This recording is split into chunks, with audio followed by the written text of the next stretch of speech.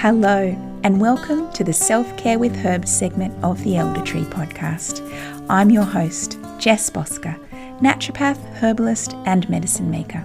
Before we begin, I'd like to acknowledge the Banjalang people, the traditional custodians of the land on which I live, and pay my respects to elders past, present, and emerging. Now, come along and join me each month for beautiful conversations with guests from across the country, exploring ways we can weave plant medicine into our days to enrich our experience of self-care, sharing routines, rituals and recipes for elevating mind, body and spirit. Deanne Apostolou is a medical herbalist, iridologist, educator and speaker with nearly 30 years clinical experience. Deanne studied a Diploma of Medical Herbalism with Nancy Evelyn, one of Dorothy Hall's first graduates at the Newcastle College of Herbal Medicine, and completed a graduate certificate and a Bachelor of Medicine Management with professional honours in complementary medicine through the University of Tasmania in 2018. Deanne has a passion for teaching and for the traditions of natural medicine. She's a founding member of Estuary Learning, a collaboration of practitioners and mentors dedicated to enriching and supporting the art of natural medicine. Dee is a mum of 3 adult children who have grown up with herbs and good nutrition.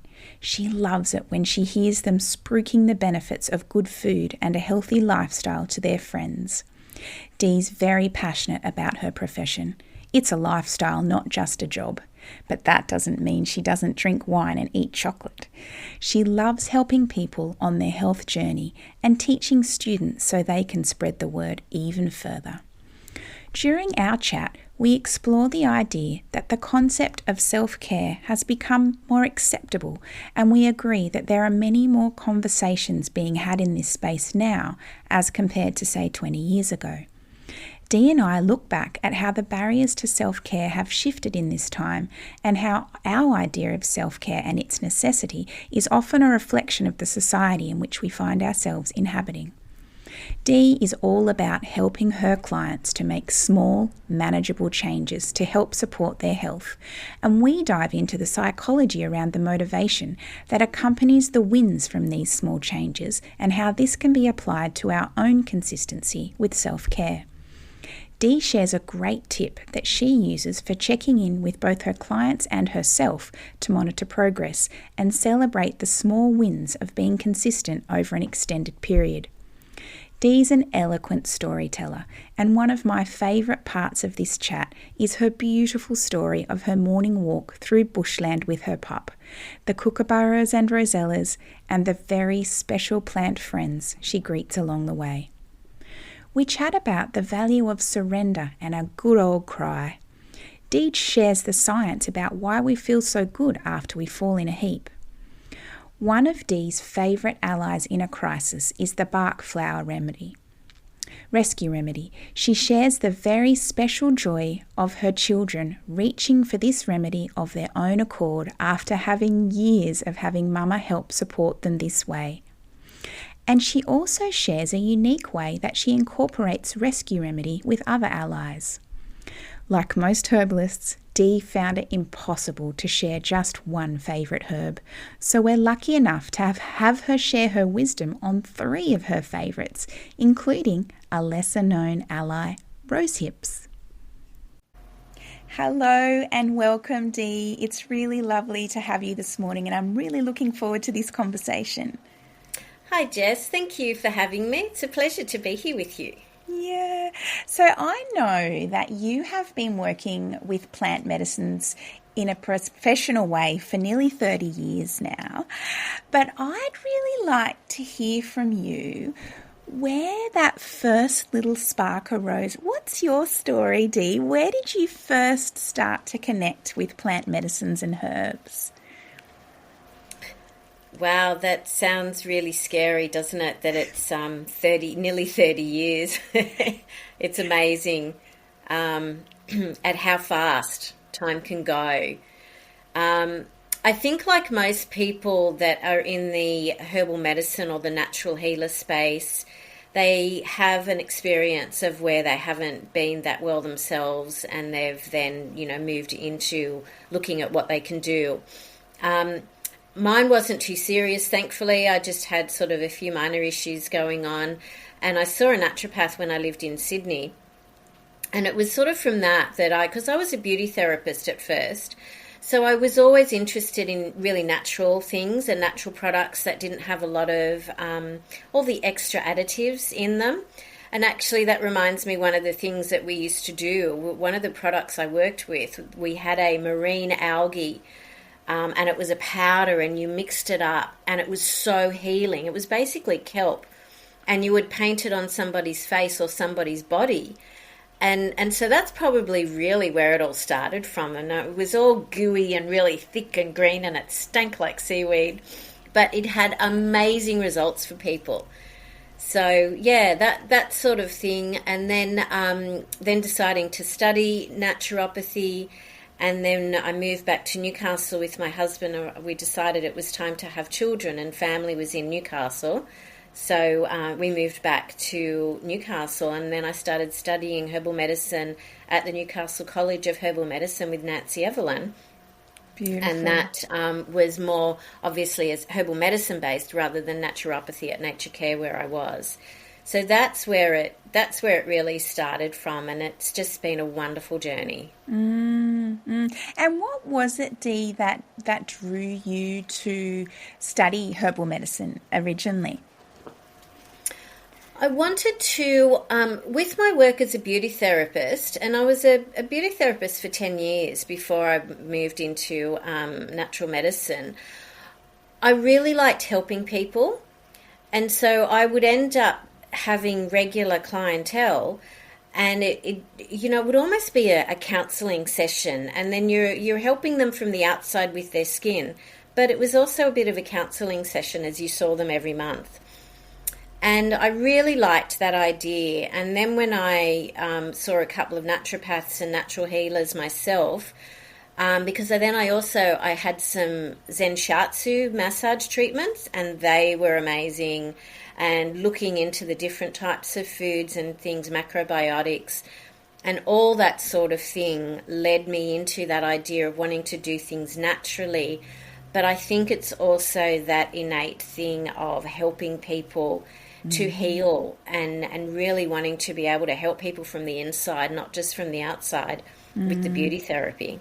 I love that a big part of your practice is education and helping people to understand their bodies and ways that they can take their power back and start to look after themselves.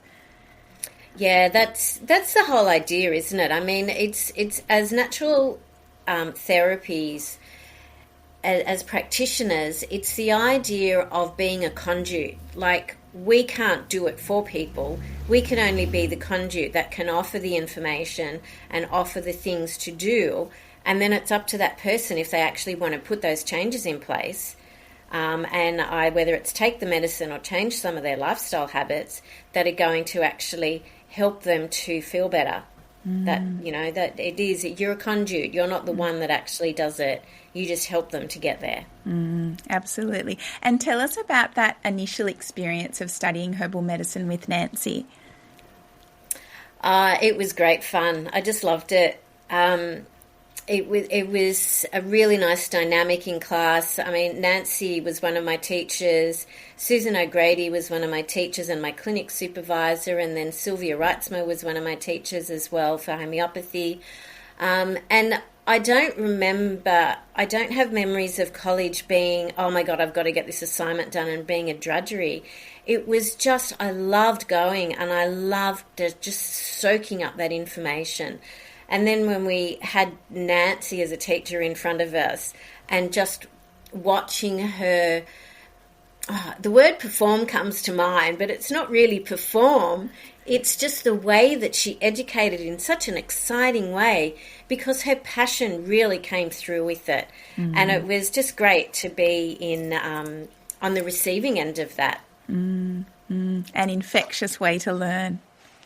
Oh, absolutely. And I'm still friends with a lot of the people that I went through with, or with some of the people, not a lot. And then I was lucky enough as well. My sister studied as well. She actually found the college first. And then that was sort of helpful in making our move back to Newcastle, because I was like, well, I've started studying in Sydney and I didn't want to stop that study. And then I remember her saying to me, I found this amazing college. You'll just love this lady. It's so good. And we were in some classes together as well. And so that was a lot of fun too. Yeah, beautiful. So, Dee, this podcast is a platform for exploring self-care, and in particular self-care with herbs. So why don't we dive in now to generally what does self-care mean to you? Well, self-care is so important. It's become a lot more, I guess, accepted now than 30 years ago, I think, when I first studied and when I first had children as well. Maybe that's just me and my take on it. I'm not really sure.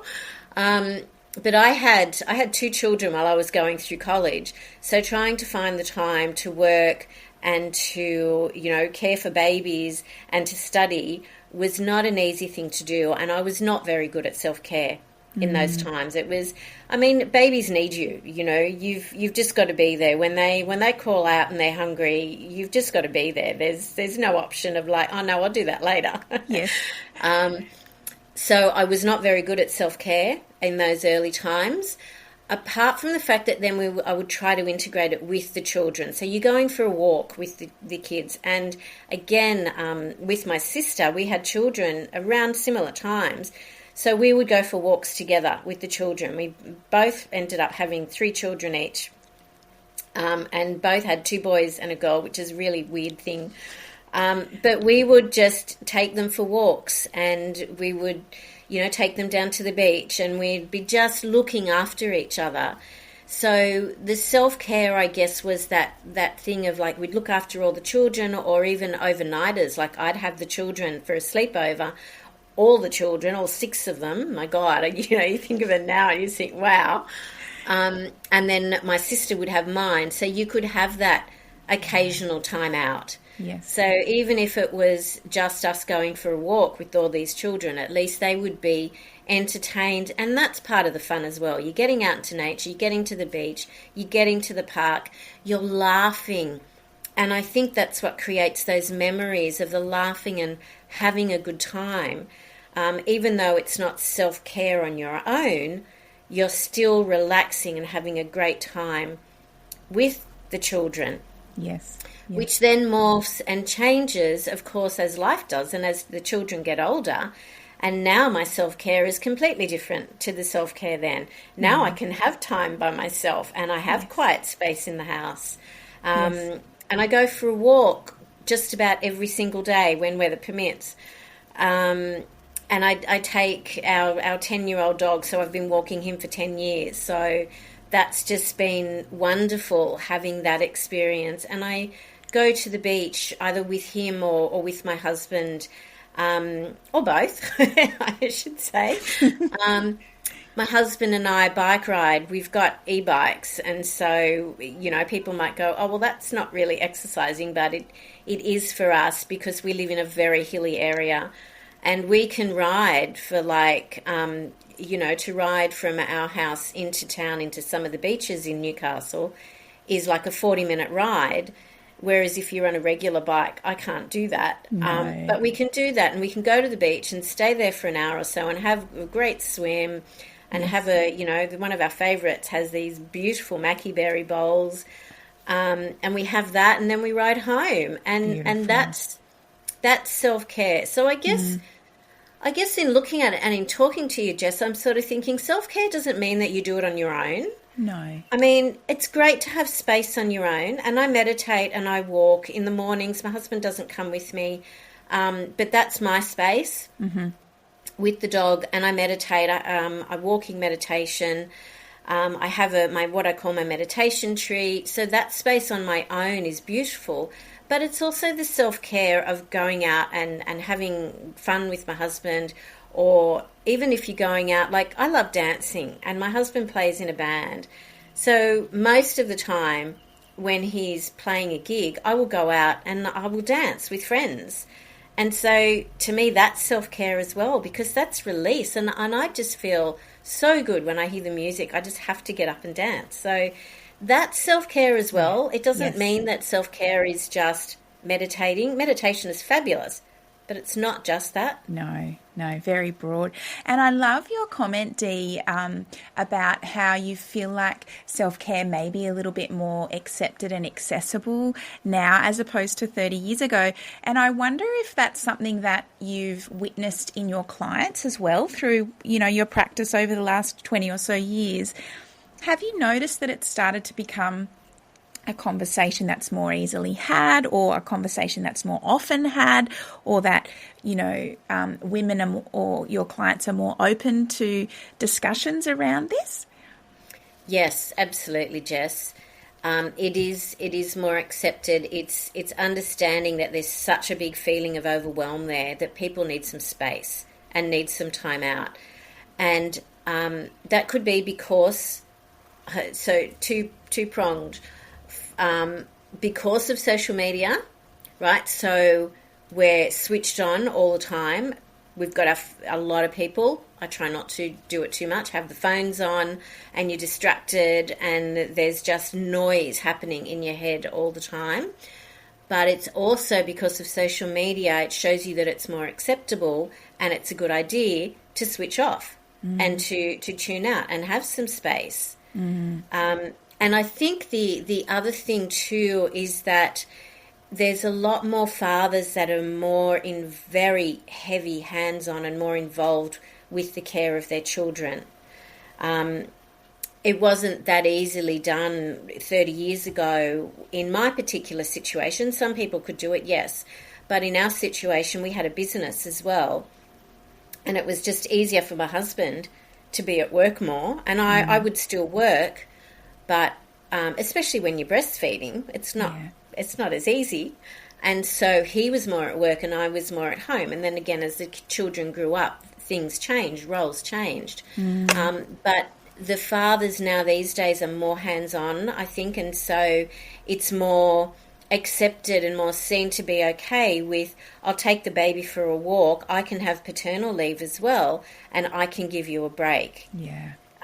Because I'm sure I'm talking to a lot of people when, there are times when it comes to lunchtime or 2 o'clock in the afternoon and you're still in your pajamas, when you've got little kids and you've just had one of those mornings and they're teething or they're unwell and you just have to give up then. So there's another form of self-care. Give up and lay on the lounge with your child if they're not well. Yes. Surrender. Yes, exactly. Surrender, yes. Yeah. That kind of leads us into my next question, Dee, which is about the barriers to self-care. And, we've just sort of teased out there that, the changes in society have, maybe changed those barriers to self-care. And maybe one of the barriers was, the partner not being able to be as hands-on, whereas, situations have changed now and that's not as often the case. So, that's one of the barriers. Have you noticed any other barriers to yourself investing in self-care, or how those barriers have changed over time? I think a lot of the barriers are in our own minds. Yeah. And we think, I don't have time to do this and I don't have time to do that. And we can get, and I'm guilty of it as well, we can get so busy and so caught up in our to-do lists. And we want to do so much. That's what I think I find, is I want to do everything and I think I can, but I have to at some point go, no, that's not going to work for me right now, and I just have to do that later. So a lot of the barriers can be in our own minds, that we don't think we have enough time. But then I will, in a nice way, say to some of my patients and to myself, is like, put the phone down. Don't waste half an hour on your phone. You could be out walking. Yes. And so what I will say to people is like, look, if you're worried about too much, you don't have enough time to exercise in the morning, just go out the front door, walk 10 minutes one way and walk 10 minutes back. Yes. And that's 20 minutes, and that's a 20-minute walk, hopefully in sunshine, good weather. You're outside, and it actually doesn't take that long. And then No. slowly you'll work a little bit further. You'll Yes. walk, sorry, a little bit further. Yes. And that can then help overcome our own barriers in our own heads. It's about adjusting priorities, isn't it? Absolutely. Yeah, And yeah. we do need to prioritize ourselves, because it's like one of my favorite sayings that I will say to patients is you need to look after yourself so you can look after others. That's right. Especially for women with children that need a lot of support. I love how when you're working with clients, you help them to make small changes rather than going big and, saying we have to do this really big thing. It's all about, let's do that little 10-minute walk, 10-minute back over the course of 12 months. That's a huge change. Yes, definitely. So I know when I was teaching students, and in student clinic, the students would, as a clinic supervisor, what you do is you watch the student do a consultation, and then you talk about the patient then goes out of the room, and then you talk to the student about, well, what do you think you want to do? What are the patient's priorities? Etc. So sometimes the students, God love them, out of the goodness of their heart, they would have this A4 list of paper of all these recommendations, and you just go, no, you are not going to give that to somebody because it's overwhelming. Yes. So it's like pick 3 things or 2 things or even 1 thing. If someone's really overwhelmed, just pick 1 thing that you can change between now and the next time I see you that is going to make a difference to your lifestyle, whether it's that 10-minute walk, whether it's even with people like have 2 alcohol-free days a week, whether it's have less takeaway food. I've recently been working with somebody that was saying, I'm just so busy, I'm getting takeaway food 5 days a week. And I'm like, okay, meal preparation and 2 days a week only of takeaway food. And she made those changes straight away. And she's seen a difference immediately within 2 months. So if you give people too much stuff, it's too overwhelming and they won't do anything. No. And it's the same in yourself, isn't it? Like if you go, I want to do all these things to support myself, and then everything falls off and nothing ends up happening. Whereas if you commit to that, say, 10-minute walk in and out, or, my last guest I was chatting to about was nettle tea. Like if you drink a cup of nettle tea every day for 2 or 3 years, that's big change. If you cook for yourself 2 days a week rather than getting takeaway over the space of 12 months, small things consistently. Yeah. Yeah, absolutely. And it is like I found that difference, I guess, within myself, I will say, with yoga stretches, because I have certain issues with body aches and pains and things. And a dear friend of mine and another Estuary Learning member, Simone Hollier, is a yoga teacher, and she would say, right, she gave me this list of 8 exercises, so which basically would take 10 or 15 minutes in the morning, and I would go, I've got to do my exercises with that dread. But then as I would slowly do them, the aches and pains weren't as bad. And it's like, motivating. Look at that, it works. Yes. Yes.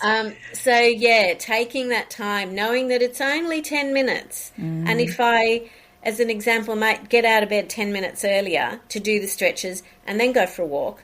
Yes. And then I feel so much better physically. Yes. And isn't that motivating? Feeling the impact of the consistency of those small changes, you notice the change, it's motivating to continue rather than doing that one big thing that might take longer to feel an impact, so you're less inclined to be consistent with it. Yeah, absolutely. And then, of course, things can happen and you fall off the wagon, right? So then you suddenly go, and I know I did this with myself recently, I've been so much more achy lately. And then it was like, I got out of the habit of doing the stretches. Yes. And so back into it I go, and feeling so much better. So it's all about... Yes, it's easy to sort of fall off the wagon. Don't beat yourself up. Just start again. know that that's a part of the process, right? Yep. Yeah, that's all. It's our learning process. We learn, or, we never stop learning. No, that's right. So, Dee, when, it sounds like the body speaks to you with the stretches in that, oh, the little niggles are starting to come back in. What are some other whispers that you might hear from your body when you haven't been able to do things regularly, or things fall off the radar? What whispers do you start to hear? I guess for me, the body aches and pains is probably the biggest indicator of when I'm not sleeping enough, of when I'm not eating. No, I do always eat the right foods. Of when there's too much chocolate coming in, dark chocolate coming in. Water isn't an issue, but yeah, it's more that for me it's the body aches and pains, or I'll get or it's the emotions, and I'll get snappy and moody, and I just go, oh, what's going on? I'm like, oh, I'm tired. Okay, just get to bed early tonight. Just stop the overwhelm. Stop saying yes to everything. If my to-do list doesn't get done, it doesn't matter. Put stuff off till tomorrow. Do the urgent stuff. Put the rest of it off till tomorrow when you're feeling better. I'm terrible for being on the computer till I go to bed at night, and then I don't sleep well. And so it's like, it's that learning thing. And I look at the time constantly at my computer, and I'm like, okay, get off now, because it's another, I like to wind down a little bit before I go to bed. And I just don't sleep as well if I've shut the computer and go to bed, because your brain's too wide. No. So it's doing those sorts of things. If I'm not sleeping well, that's an indication as well. And then if I'm not sleeping well, there's more body aches and pains. There's more moodiness. There's snapping at the people that you love the most. Yes. So, yeah, they're the indicators. And it is that motivation that we said that you mentioned before. You feel so much better when you can look after yourself and do the things that serve you well. Yes, yes. Has it been a process for you, Dee, that learning to listen to those whispers? Oh, yes. Yes, we teach best what we most need to learn. So then and sometimes it's really fascinating. Sometimes, and I can't think of an example right now, but I know over the years there's been times where I'm in consult with a patient and I go, oh, I should do that too. I won't say it out loud. But yeah, you just think, oh, I'm giving all this really good advice. I need to take my own advice. Yes. I think that's very common, Dee. Yeah, okay. In the caring profession, where we sometimes let our own needs slide and then have little reminders when we're talking to clients about, oh, how successful that piece of advice was for them. Yes. Yeah. And which I'll do with clients, but I also sort of do it with myself sometimes as well, is I don't so much write a journal, but I'll write notes in my phone about how I feel or what's going on and things like that. And when you look back at those notes, so it's almost like the same thing of when you're looking back at your patient history. And sometimes then you say back to them, oh, well, do you remember when you first came to see me, how you felt? If you're saying, oh, things aren't doing really well, you've improved so much. So having that realization for ourselves is really important. Yes. Whether it's yes, journaling is fabulous, but I just don't do it. And again, that's probably one of the things that if I did, I would go, wow, why haven't I done this for years? But you look back and you try to remember of how you were, and then you need to give yourself a pat on the back. Yes. And go, gee, you actually have come a long way. Yeah. So keep going. Those little incremental day-to-day changes all add up, and when we look back, it's like, wow, I have actually come a long way. Yes. And congratulating yourself for what you've done, and for how far you've come and where you've been and what's gone on in your life and what you've managed the hurdles that you've overcome. Because, life is not a smooth sailing trip all the way through, No. As we all know. So it is congratulating yourself on where you are and what you've overcome and what you've had to deal with, because they're all the lessons in life, aren't they? They make us who we are. But being able to say, hey girl, you're not too bad, you're doing all right. Yeah, I think that's hugely motivating too, Dee. Like, both of those things, celebrating the small wins and going, hey, like, look, this has actually changed. You weren't sleeping and now you're sleeping for, consistently for this many days throughout the week. And also looking back, as you said, maybe you don't have the time or the inclination to keep a full-on journal, but just having those little reminders of these are the things that were niggling away at me 12 months ago. And now 12 months later, these are the things that have kind of fallen off because I've been being consistent with these particular practices.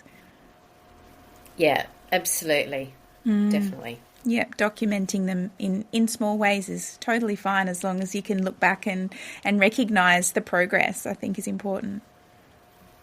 Yeah, and we don't, it's not a conceited, egotistical thing, and it's just being able to acknowledge that you're okay. Yeah. And that under the circumstances, whatever your circumstances are, you're doing okay. Yeah, yeah.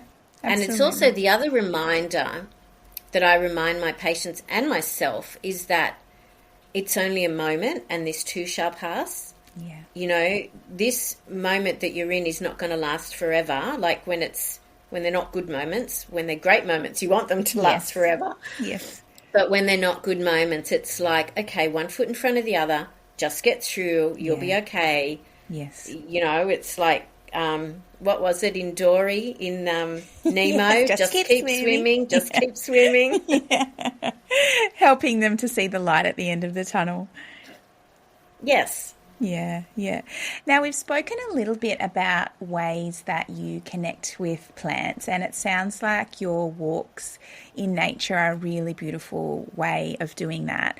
And you mentioned that you have a meditation tree. Yes, I love. I'm very lucky to live in an area with a couple of easements and not easements, corridors of beautiful bush corridors, because even though I'm in the middle of Newcastle, we've sort of got, where we live, we've got bush on either side of our house. And I love walking through there. There's a creek as well, and there's ducks, and there's a lot of bird life. And in fact, this morning, because there's a lady whose house we pass, and she leaves a bit of mincemeat on the grass for the kookaburras and some of the birds and things like that. So I actually try to cross the road with the dog before we get there, because he just has a beeline straight for her lawn because he knows he'll be able to find something. So this morning he took off before I had a chance to get him to cross the road, because I walk him off lead because he's so well behaved. And there was this... I'm pretty sure it was a rosella, but I've never heard a rosella screech so much. So it had been on the lawn, and this gorgeous rosella sort of was just on the power lines above him and was screeching at him as if to say, "That's mine, get away." How gorgeous. Oh, it was beautiful. So the wildlife, the bird life in our area is just gorgeous. And you can hear the ducks and you hear the rosellas, and there's a lot of cockatoos, and suddenly if they all take off at once, it's like a cacophony of this screeching. But then it's also, obviously, you're walking into the plants and into the bush, and there's beautiful plants. There's quite a few ferns. There's a lot of plantain. There's a lot of dandelion. It's just amazing.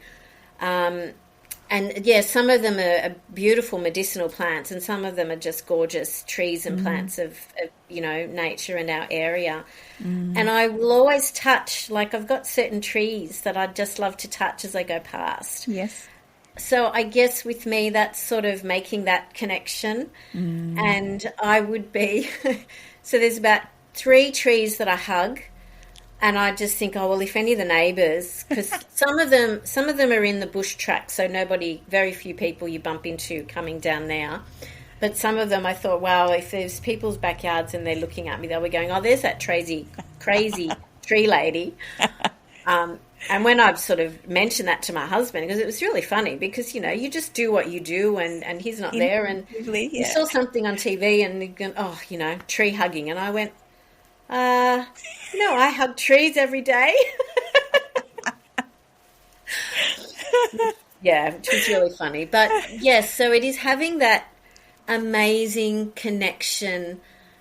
You can't explain it. You can't explain it. You can't talk about exactly what it is, but there's just that energetic connection with nature that is just awesome. Mm-hmm. And something else that I sort of want to share along those lines. So yes, I have my meditation tree, and I stand there, and the dog knows, and he just stands there and waits for me. But it might only be a few minutes. I'm not there for very long, but my back's against the tree and I'm just feeling the warmth, and then I turn around and I thank the tree for its support and things. But when a couple of years ago, when things were getting very, very stressful in my life, a friend of mine said to me, when you do your walk, with all the people that you're carrying, why don't you give them a tree? And there were 3 people, and I gave them each their own tree. So I could then, it was the idea of, I'm giving you this tree and I'm putting you here, and I don't have to carry you. I will nurture you and I will look after you, but I don't have to carry you. Because I used to have I still have some issues, but a lot of issues with my shoulders and my neck. It's like that, the overwhelm, you're carrying the world on your shoulders. Yes. And I gave these 3 people the trees, and I would still go and hug those trees, but they were their trees, and I could literally take their load off me, and the trees were holding them for me. And I just found that really helpful, and I have imparted that advice. That was a practitioner friend of mine that recommended that, and I have imparted that advice to so many patients as well. And it's just like, you don't have to energetically carry everybody. You can support them, and just by giving them a tree or another place doesn't mean that you're not supporting them, but it means you're not carrying them, and you're not doing that to your own detriment. Yes. Which comes back to the look after you so you can look after everyone else. I love that, Dee. Giving yourself permission to take that load off while still feeling connected and checking in every day. Yeah, absolutely. Because they're people you love and you care about, and you want to help them. But you don't have to carry that burden all the time, and you don't have to carry it yourself. That's beautiful. So when you are able to connect into those beautiful rituals and routines that anchor your days, what sort of benefits do you start to see in your mind, body, spirit? It makes such a difference. I literally feel taller and I walk lighter. Yes. And you just are more resilient, and you can cope with more. When things don't go your way, or when little adversities happen, it's okay. Yes. So it is about that resilience and how you can cope. And it's like, oh, okay, stuff happens. All right, let's just keep going. Next. So not taking it on personally when stuff happens, because, even things like road rage for some people, like, okay, someone cut you off, so, it's not the end of the world. Yeah. But it just helps to stop that anger reaction. And that, I guess that's another thing, and which I did say about emotional, you'll snap at people if you haven't done that, if you're not feeling your best. If I snap and get angry, it's like, where's that coming from? Why is that going on? But that meditation and the walking and the swimming a lot as well. In summer, I just love to swim. And it's that diving into the ocean and letting things wash away. That just makes me feel a lot lighter. And you can just cope with things much easier. Yeah, it's stepping out of that real sense of overwhelm and being easily triggered. And as you said, that's resilience, isn't it? That's having that ability to kind of weave and dive and flow over the bumps rather than throwing your hands up in the air. That's right, yeah. Either throwing your hands up on the air or crumbling on the floor. Yeah. Or So which responding in leads, anger. yes, yeah. As you said. But that sort of also then leads me to the other thing which we spoke about. It's that surrender and that allowing from past experience that I've had like many years ago. It's like, and some people are too scared to say let tears flow, because that's another thing that can be really good for self-care. Just let yourself cry. Yes. They've actually done, your scientific studies and stuff like that, that crying releases dopamine. So that's where the have a good cry, comes from. It's like it's it will actually make you feel better. Yeah. And then just because you, let's say, fall in a heap on the kitchen floor or the bathroom floor and you're in absolute tears, you're not going to stay there forever. So let yourself crash in a safe space, okay? Knowing that it's a safe space, it's a safe time, let yourself crash. You're not going to be there forever. So I think there's a saying that, let yourself fall down and feel it, but just don't unpack and live there. Love it. So yeah, it's not going to last forever. You'll be able to pick yourself up again. Yes, and it might make you make a change. It's like, I can't live like this. I can't go on like this. Something has to change. Yes. Because I'm not going to keep doing this. And what is it that I can do to make a change in my life that's going to not make me feel like I want to collapse in tears every day? Absolutely. I love that, Dee. Now, in terms of herbs and plants, do you have any special recipe or ritual that you've used yourself or recommended to clients that you'd like to share to help enrich self-care? Yeah, absolutely. I love bark flower remedies, and I think they are so beneficial when you're feeling just terrible, whether it's overwhelm, fear, anger, whatever it is, too sensitive perhaps, or not too sensitive, super sensitive to everything that's going on in the world, in your life, wherever that may be.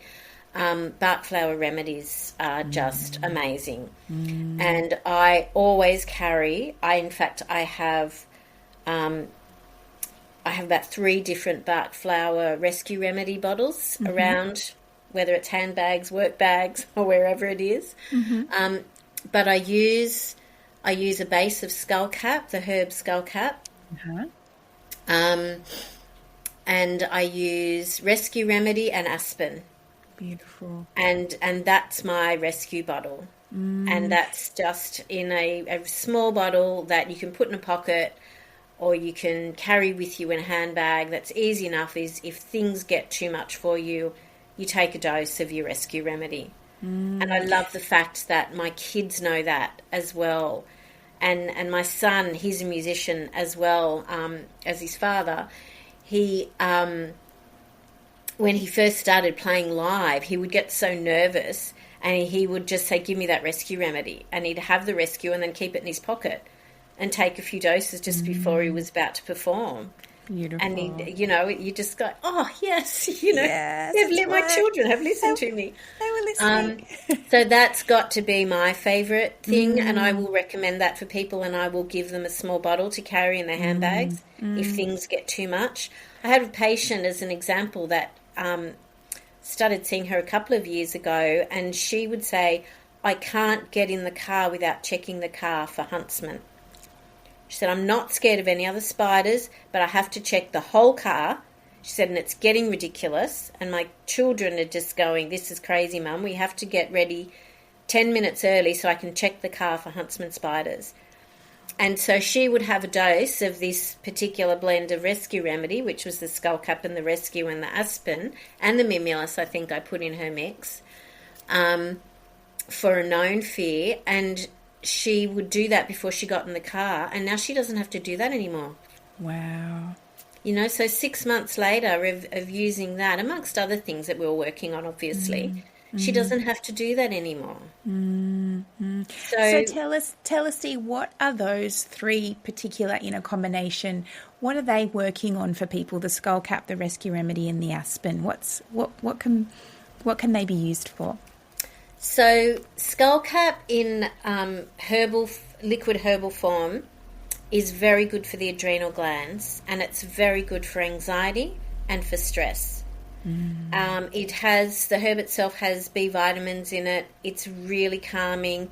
It's oxygenating. It helps with the O2 and CO2 interchange, so it can literally clear the head. You know, when you're stressed and uptight, you're frowning and your shoulders are up around your ears and muscles are constricting and you're not able to relax enough for the blood flow to get through. So then you can end up with a headache or you're not thinking straight, you know. Yes. So the skull cap can help relax all that down. Yes. And then the rescue remedy in the bark flowers literally does what the name says. It just rescues you from the edge. It's got a combination of 5 different remedies in it that just literally help you to go, take a deep exhalation. Yes. And then the aspen is a remedy for fear, for an unknown fear, and for anxiety. So I use it as an example. If somebody is just when you're under a lot of stress or something, you can't breathe very well. So you're going, and so what aspen will do is it helps you for that out breath, and so it helps you to calm down. And that's on top of the skull cap and the rescue remedy. So it's just really calming, and it literally will stop those knees knocking, and it will stop that intense feeling. You know, when you've had an experience and you've had a rush of adrenaline, whether it's a near miss of a car or a car accident or whatever it is, and your bodies can start to shake. Rescue remedy will literally just stop that in seconds. Yes. Just amazing. And that's where seeing a practitioner and adding a few extra bits and pieces can make a big impact. But the skull cap is one of my favourites. But then I will also put it in rose hips, or I'll put it in chamomile, depending on the person. Because again, those 3 herbs are really good for the adrenal glands, for the nervous system. They're really calming. I know when I did, when Northern Rivers had all those awful flooding a few years ago. Yes. And there were a lot of herbalists that sent herbs up for the people to run the free clinics. I don't know, it was about 25 or how many bottles I did of rescue remedy in rose hips in a small 25 ml bottle, so they could carry it with them. It would just be, here, take this with you. As soon as you start to feel anxious, take a dose. Yes. Beautiful. Yeah. The little rescue in your pocket. Yes, absolutely. It's amazing. It works so well. It is really amazing how it works. I agree. Yeah, almost magical. Yes, and it's great for kids as well. You know, I've used that with my kids all the time. Even a bump on the head. It's and when they're little and they just start crying and they can't breathe. They go, because you're waiting for that big cry to come out. Rescue remedy under the tongue. Absolutely beautiful. Mine ask for it too now. Which is beautiful. See, it's wonderful when they do that. It's wonderful for that learning. Yes. Because they just know it calms them down. And some people might go, oh, it's psychosomatic. And, well, it's not, but it works. So even if it is psychosomatic, so what? It works. Absolutely. So we've just spoken about a few of your herbs that you love working with. And you will have worked with so many over the years, but I want to know, Dee, what's your favourite herb and why? Gosh, that's like asking me to choose a favourite child, Jess. I know. They're all different. They are. I will say the nervine, or not just nervines, but things like, I can't narrow it down to one. That's fine.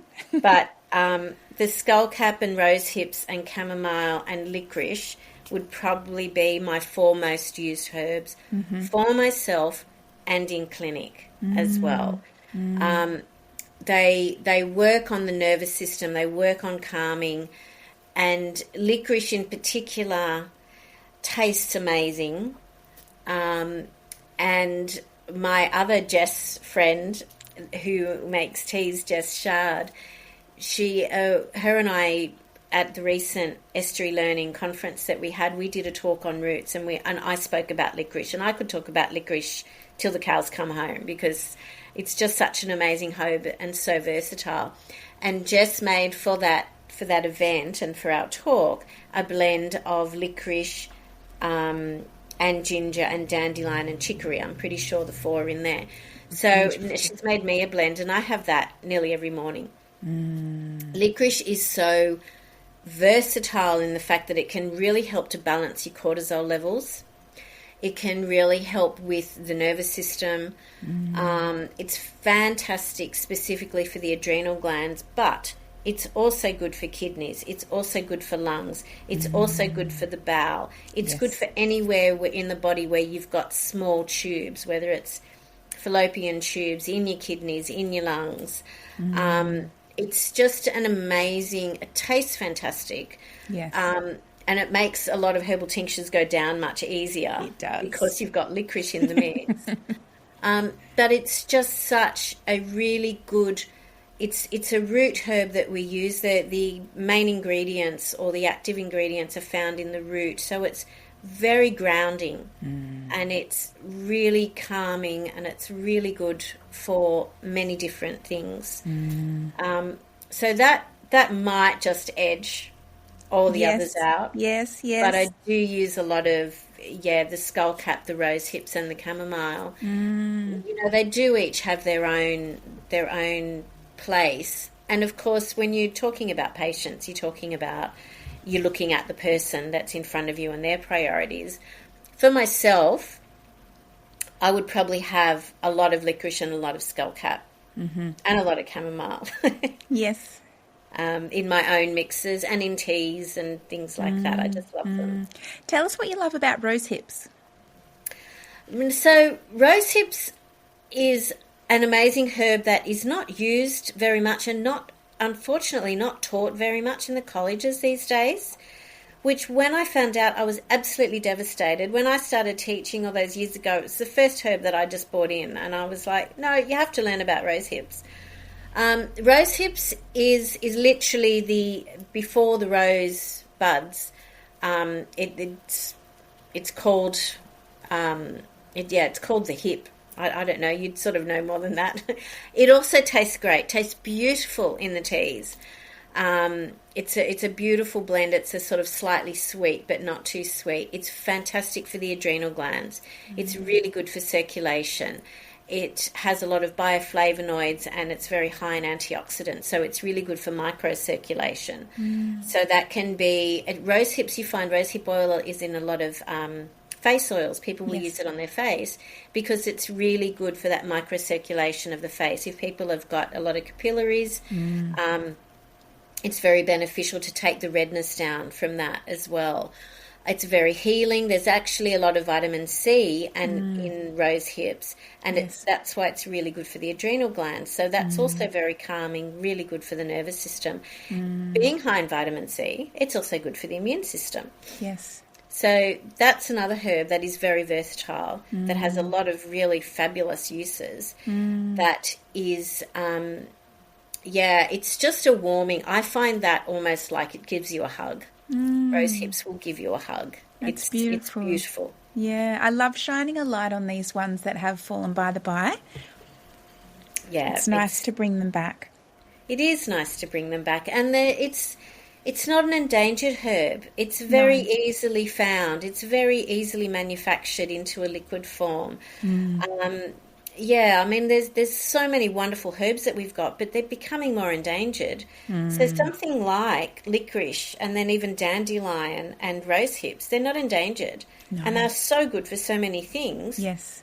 And it's okay to use lots of them. And they're all yummy together in a tea. Yes, absolutely. Beautiful. Well, thank you so much, Dee. We could chat all day about these beautiful friends of ours, but we're going to wrap it up. I really enjoyed our conversation, and thank you so much for your time. Oh, thanks, Jess. I've really enjoyed it. It's been a lot of fun. Thank you. Thanks. I'm so glad you tuned into this episode of Self-Care with Herbs, a segment of the Elder Tree podcast. The Elder Tree is a non-profit dedicated to putting the medicine in the hands of the people through grassroots herbal education and earth skills, weaving a strong community of herbalists, healers and plant folk in Australia. If you'd like to dive a little deeper, you can head over to our Patreon, the Elder Tree Trove, to access special content from our podcast guests.